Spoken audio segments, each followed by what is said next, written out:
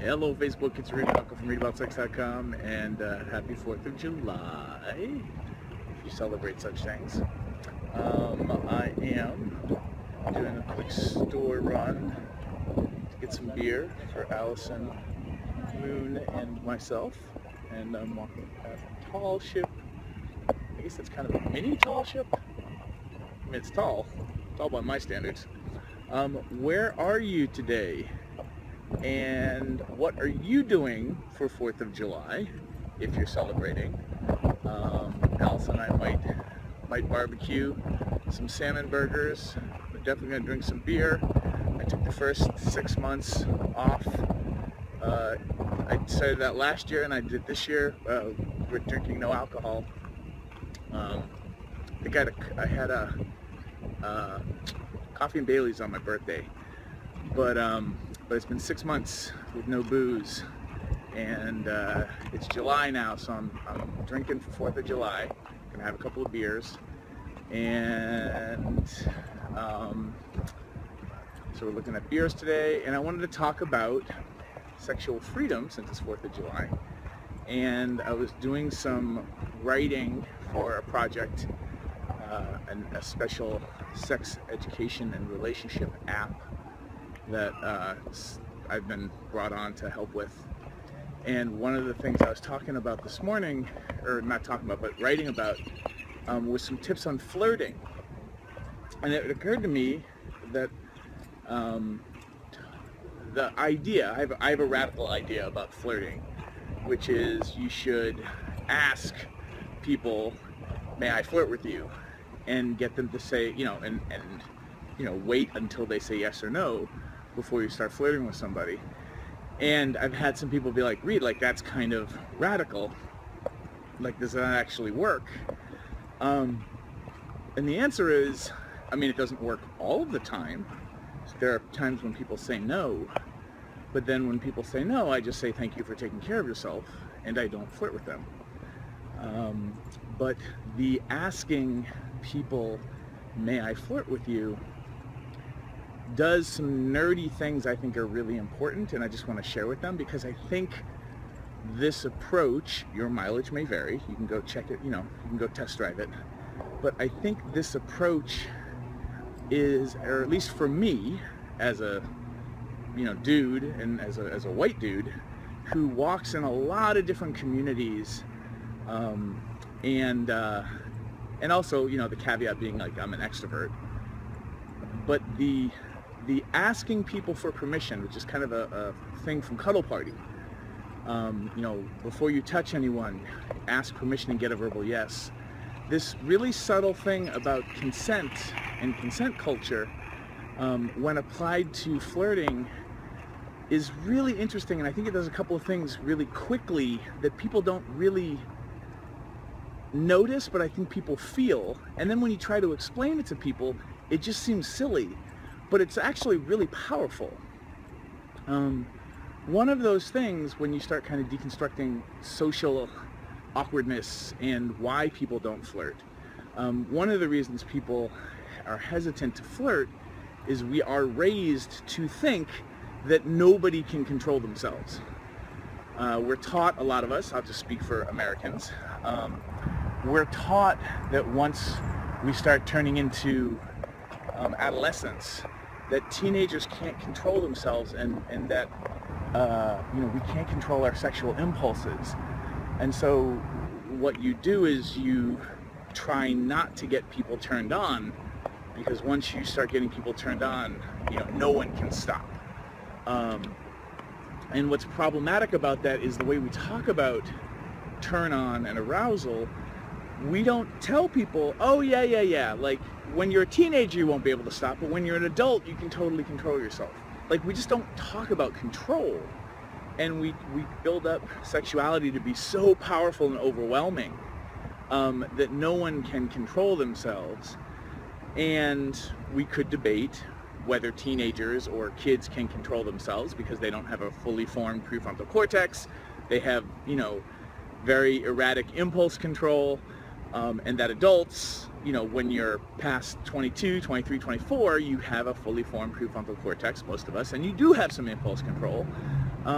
But when we're not talking about sex and open communication, and there's all the shame and negativity, even if you had impulse control, if no one's taught you how to navigate sex powerfully, it's really windy.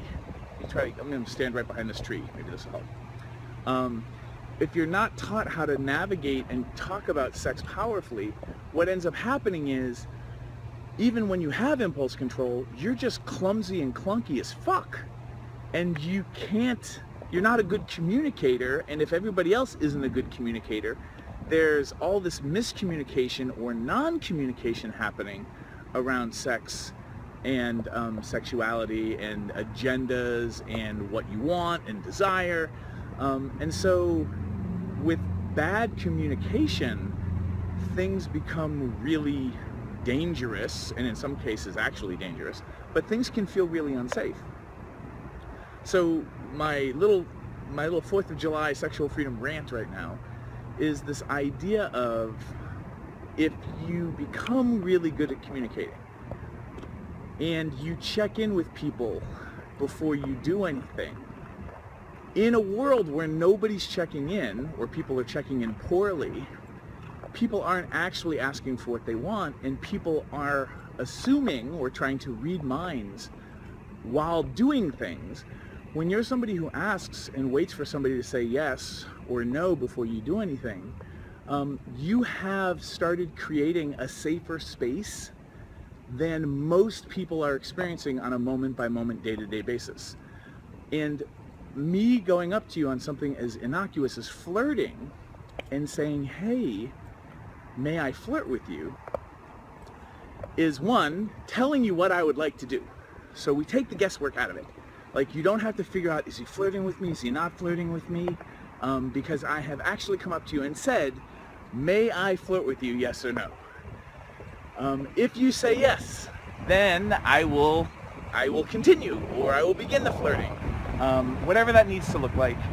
My doofus definition of flirting is anytime you're being playful with a human being and inviting them to be playful back. That's my definition of flirting. It doesn't have to be sexual, it doesn't have to be non-sexual, it just needs to be playful. So you can be, you being playful with somebody, inviting them to be playful, and welcoming them to be playful back is kind of like throwing the frisbee of human connection back and forth. And so you're just having fun. So me asking you if you want to play frisbee, if you want to play catch, and waiting for you to say yes before I chuck the frisbee at you, that can be really helpful, because one, I've given you choice. You get to opt in, so I'm not just whipping the frisbee at you and forcing you to catch it, or worse, you didn't figure out what was going on and the frisbee just pings you off the head. I've taken the surprise out of it. You might be surprised that I'm asking, but because I haven't started flirting yet, and I'm waiting for you to begin, you now can kind of adjust yourself to the situation. And it was just kind of occurring to me, like, when you announce your agenda or your intention, and which is basically a form of transparency, and then you give people an opportunity to say yes or no. And we talk about this in Cuddle Party, which you can check out Cuddle Party if you don't know what that is at cuddleparty.com. That was something I co-created with Marcia Baczynski back in 2004, and that's a workshop for non-sexual touch and intimacy that is being taught in several different languages in different countries, and it's kind of cool. But I stepped away from Cuddle Party so that I could teach more explicit sex ed and not confuse people. But the situation of when people say no, thank them for taking care of themselves, because you want to encourage the people around you to continue to say no to things, because when people can say no to you, you can actually trust their yes. And the old school version of flirting and sexual seduction is to, if somebody says no, I'm gonna be all suave and convince you to change your mind. which is kinda rapey, kinda rapey. Even if you have the, romantic notions about being seduced, if you really want to seduce people, then just ask them if they'd like to be seduced. Like, you can negotiate that as like a, hey, I would like to seduce you.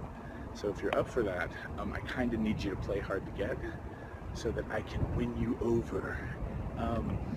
Which sounds weird that you would be so explicit about it, but the explicitness is creating a safety, and by you announcing to the extent that you can, because we don't always know what we want, but with your clarity and you using your words to give people an opportunity to say yes or no, not only are you creating a safe space, but you letting people know that you will let them know what it is you're up to is actually a really powerful way of establishing that they can trust you.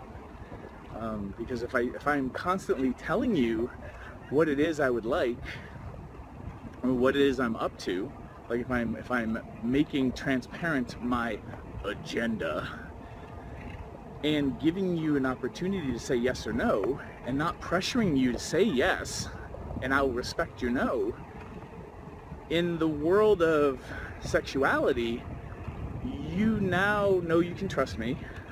You know I won't do something without checking in first and making sure that you're a yes. If I can drop in that it's okay for us to change our mind, so that if something doesn't feel good in the moment, you can say no, or you can say you'd like to change it, and I will honor that. Those happen to be three really powerful ingredients to creating safe space and great sex.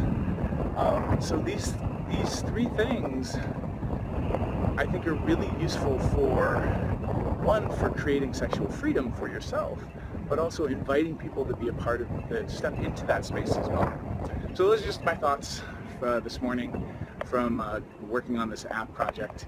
And at some point I'll get permission to announce what the app is, and I'll let you know.